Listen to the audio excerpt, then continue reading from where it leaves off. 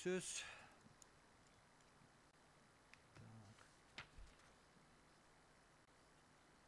İçki İşler Министрлигинин өкүлү Маматкулов Азамат Токтосуновичке берилет.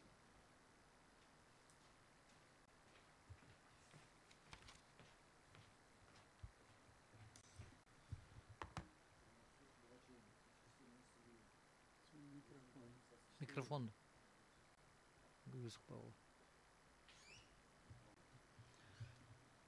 Урматтуу сот, буга чейин Ички иштер министрлиги өзүнүн позициясын кат жүзүндө берген.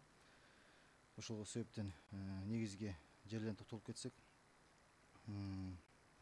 каралып жаткан өтүнүш боюнча министрлик өз укуктук түшүндүрмөсү ой пикири боюнча төмөнкүлөрдү билдирет.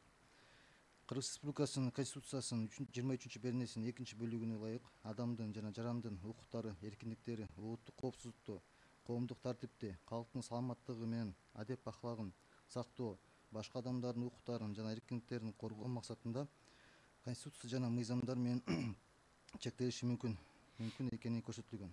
Ошондой эле Кыргыз Республикасынын кылмыш жаза процессуалдык кодексинин 13 беренесинде ар бир адамга кылмыш жаза сот өндүрүшүнүн баардык баскычында анын укуктарын жана эркиндиктерин соттук коргоого кепилдик берилет.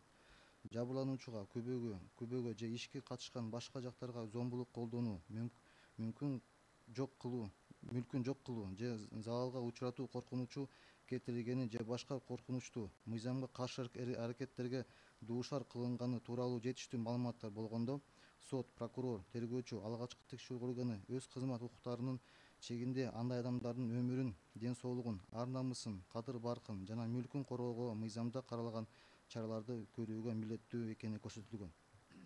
Ошонун негизинде Кыргыз Республикасынын кылмыш жаза процессуалдык кодексинин 77 беренесинин 3 бөлүгү, Кыргыз Республикасынын Конституциянын 24 беренесинин 2 бөлүгүнө, 61 беренесинин 1-4 бөлүктөрүнө жана 100 беренесинин 3 бөлүгүнүн карама каршы келберин билдиребиз.